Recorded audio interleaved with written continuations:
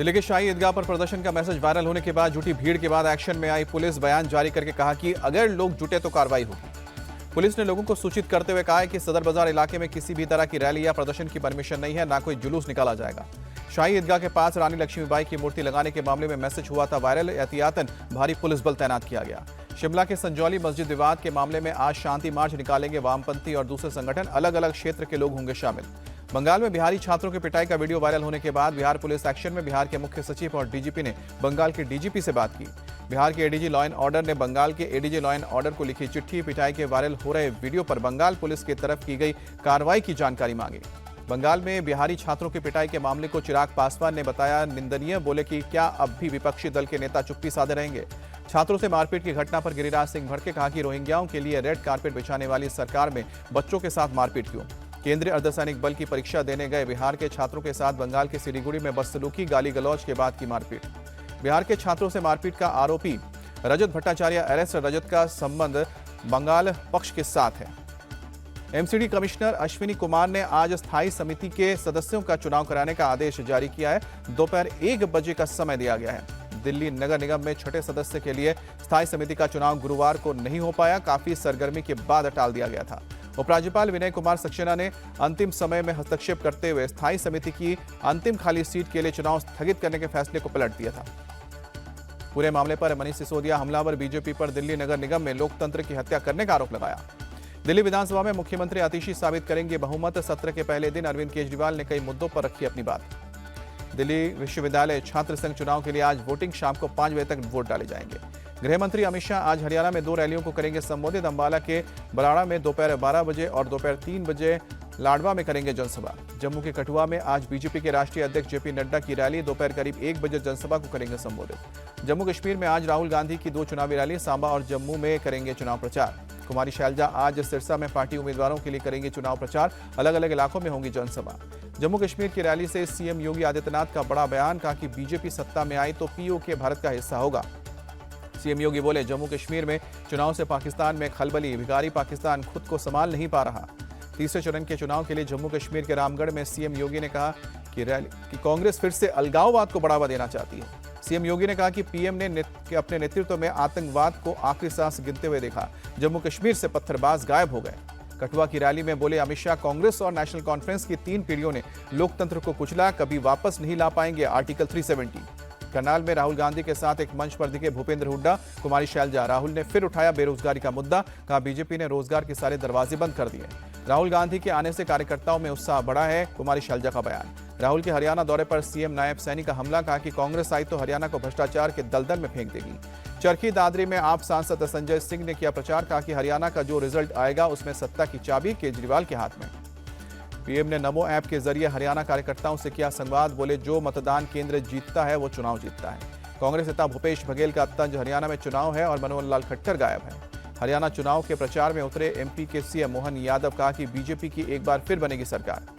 झारखंड चुनाव से पहले आरोप प्रत्यारोप तेज। सीएम हेमंत सोरेन ने चूहे से की आरएसएस की तुलना। बीजेपी पर लगाया नेताओं को खरीदने का आरोप। झारखंड के सीएम हेमंत सोरेन का केंद्र सरकार पर अटैक। कहा कि किसानों की आय दोगुना करने के लिए इनके पास पैसा नहीं है। मुख्य चुनाव आयुक्त राजीव कुमार पहुंचे मुंबई। महाराष्ट्र विधानसभा चुनाव की तैयारियों का जायजा लेंगे। बीजेपी के राष्ट्रीय अध्यक्ष जेपी नड्डा रायपुर पहुंचे। सीएम विष्णुदेव साय और कार्यकर्ताओं के साथ बीजेपी कार्यालय में सदस्यता अभियान की समीक्षा की। छत्तीसगढ़ के विष्णुदेव साय ने बीजेपी के सदस्य अभियान को लेकर जताई उम्मीद। राज्य में 50 लाख लोगों को सदस्य दिलाने का लक्ष्य पूरा करेंगे। केंद्रीय मंत्री शिवराज सिंह चौहान पहुंचे नेत्रहाट। स्थानीय सांस्कृतिक कार्यक्रम में हुए शामिल। लोगों से स्थानीय स्तर पर उनकी समस्याओं की जानकारी ली। शिवराज सिंह चौहान ने आदिवासी लोगों के साथ खाना भी खाया। जनजातीय लोगों के पैर धोकर किया सम्मानित। धनबाद में परिवर्तन यात्रा में शामिल हुए राजनाथ सिंह। सीएम हेमंत सोरेन पर साधा निशाना। कहा कि भ्रष्टाचार करके खुद को सही बता रहे हैं। झारखंड के जामतारा में उत्तराखंड के सीएम ने बीजेपी के लिए मांगे वोट। कहा कि कांग्रेस और उसके सहयोगी घोटालेबाजों का गिरोह है। हिमाचल में होटल रेस्टोरेंट में नेम प्लेट लगाने के फैसले पर यू टर्न। सरकार ने कहा कि मामले पर विधानसभा की कमेटी बनी है। कमेटी जो तय करेगी वही होगा। प्रतिभा सिंह ने कांग्रेस हाईकमान की नाराजगी से इनकार किया। कहा कि कोई नाराज नहीं। हिमाचल की अपनी ही पार्टी की सरकार पर भड़के टीएम सिंहदेव। अल्पसंख्यकों की दुकान पर मार्क लगाने की निंदा की। हिमाचल बीजेपी के नेता जयराम ठाकुर बोले उम्मीद है विक्रमादित्य अपने फैसले पर कायम रहेंगे। वक्फ संशोधन विधेयक को लेकर आज अहमदाबाद के जेपीसी करेगी मीटिंग। राज्य सरकार की टीम के साथ बैठक होगी। गुजरात वक्फ बोर्ड के सदस्यों से भी करेंगे मुलाकात। नागपुर में आज मुख्यमंत्री एकनाथ शिंदे, केंद्रीय मंत्री नितिन गडकरी और दोनों उप मुख्यमंत्रियों की मौजूदगी में महाराष्ट्र औद्योगिक उड़ान कार्यक्रम का आयोजन। उदय सामंत भी रहेंगे मौजूद। इस्तीफे के बाद दिल्ली विधानसभा में बोले अरविंद केजरीवाल, फर्जी केस डालकर बीजेपी ने हमारे नेताओं को जेल भेजा। अरविंद केजरीवाल बोले, मुझे बेईमान साबित करने के लिए बीजेपी ने सारे हथकंडे लगाए, लेकिन फेल नैतिकता के आधार पर इस्तीफा दिया। अरविंद केजरीवाल बोले, मुझे सत्ता की भूख नहीं है, रावण का भी अभिमान नहीं टिका था, बीजेपी का भी नहीं टिकेगा। दिल्ली असेंबली में चर्चा करने पर नेता प्रतिपक्ष विजेंद्र गुप्ता ने जताई नाराजगी, कहा कि जनहित के मुद्दों पर हम चर्चा चाहते थे। मानहानि केस में शिवसेना यूबीटी नेता संजय राउत दोषी करार, 15 दिन की जेल की सजा। कोर्ट ने संजय राउत पर 25,000 का जुर्माना भी लगाया। बीजेपी नेता किरीट सोमैया की पत्नी ने दर्ज कराई थी एफआईआर। बेंगलुरु में विधानसभा परिसर में बीजेपी जेडीएस का विरोध प्रदर्शन। मोडा मामले पर सीएम सिद्धरमैया का मांगा इस्तीफा। सिद्धरमैया ने फिर इस्तीफा देने से इनकार किया, कहा कि एचडी कुमारस्वामी के खिलाफ आरोप है, क्या मोदी उनसे इस्तीफा ले लेंगे। अरविंद केजरीवाल और आतिशी के आपराधिक मानहानि के मामले पर दायर याचिका पर सुप्रीम कोर्ट आज सुनाएगा फैसला। दिल्ली हाईकोर्ट के फैसले को दी है चुनौती। संभल से सपा सांसद जियाउर रहमान बर्क बोले, योगी सरकार हिंदू मुसलमान करना चाहती है। अगले यूपी चुनाव में बीजेपी का सुपड़ा साफ हो जाएगा, इंडिया अलायंस की सरकार बनेगी, जियाउर रहमान बर्क का दावा। चीनी ऑनलाइन गेमिंग ऐप के खिलाफ ईडी का बड़ा एक्शन। फिविन ऐप से जुड़े चीनी नागरिकों के क्रिप्टो अकाउंट किए गए फ्रीज। गाजियाबाद के कौशाम्बी में फूड एंड सेफ्टी विभाग का एक्शन, जूस की दुकान पर जाकर पड़ताल की। सीएम योगी का आदेश का दिखा असर। लखनऊ में स्ट्रीट फूड के दुकानदार कैंप लगाए दिखे। शिया वक्फ बोर्ड के अध्यक्ष की सीएम योगी से अपील, लखनऊ इमामबाड़े में अश्लील डांस के वीडियो बनाए जा रहे हैं, इसे रोका जाए। शिया वक्फ बोर्ड के अध्यक्ष अली जैदी बोले कि यूपी को दंगा मुक्त और न्याय की धरती बनाने का श्रेय सीएम योगी को जाता है।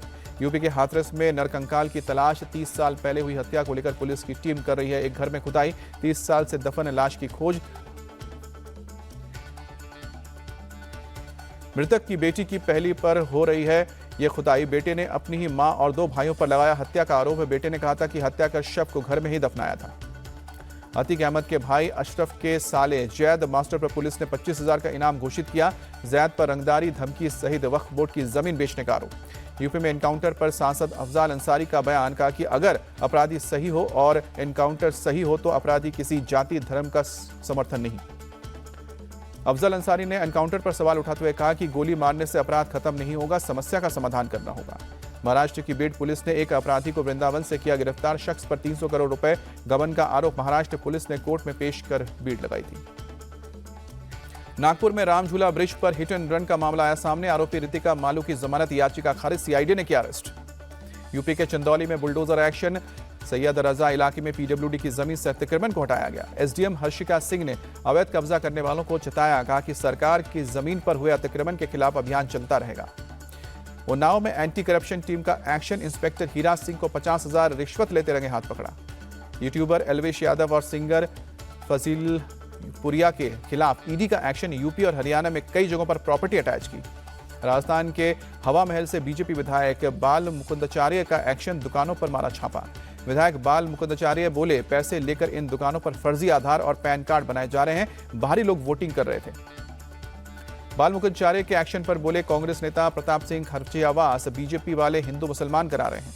अहमदाबाद में केमिकल और पेट्रोकेमिकल कॉन्क्लेव 2024 का आयोजन हुआ। सीएम भूपेंद्र पटेल शामिल हुए। हरियाणा के अंबाला में किसानों ने सड़कों को बंद किया। धान की खरीद शुरू नहीं होने से नाराज। दिल्ली अमृतसर एक्सप्रेसवे पर ब्रिज के निर्माण के दौरान 6 मजदूर मलबे में दबे। जेसीबी की मदद से मजदूरों को बाहर निकाला गया। यूपी के बहराइच में फिर तेंदुए का हमला। एक किसान पर किया हमला, घायल किसान को अस्पताल में भर्ती किया गया। बिहार के शिवहर में भारी बारिश से भरा पानी, लोगों को आने जाने में दिक्कत। एमपी के सीहोर में मूसलाधार बारिश के बाद जल जमाव। शहर के कई इलाकों में भरा पानी पंप के जरिए निकाला जा रहा है। पूर्व क्रिकेटर सुनील गावस्कर ने रामलला के दर्शन किए, कहा कि मैं अपने आप को धन्य महसूस करता हूं।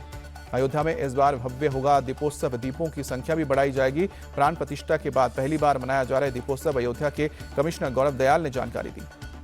प्रयागराज में 2025 महाकुंभ की तैयारी में जुटी योगी सरकार। श्रद्धालुओं के लिए बना जा रहा है टेम्पररी 4 लेन ब्रिज।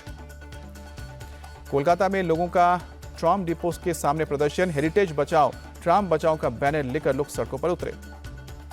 जियो-बीपी के 500वें प्लस ईवी चार्जिंग स्टेशन का उद्घाटन। जियो वर्ल्ड कन्वेंशन सेंटर के मेहमान को मिलेगा लाभ। यूएनजीए में भारत दिवस प्रोग्राम में बोली रिलायंस फाउंडेशन की निदेशक ईशा अंबानी, चुनौतियों के बावजूद हम साथ मिलकर आगे बढ़ सकते हैं। अलायंस फॉर इंडस्ट्री डिकार्बनाइजेशन में शामिल होने वाली दुनिया की पहली सीमेंट कंपनी बनी अंबुजा सीमेंट, नेट जीरो के लक्ष्य को हासिल करना है लक्ष्य। भारत बांग्लादेश के बीच दूसरे टेस्ट मैच का आज कानपुर में आगाज होगा। 2 टेस्ट मैच की सीरीज में भारत 1-0 से आगे, बारिश का खतरा।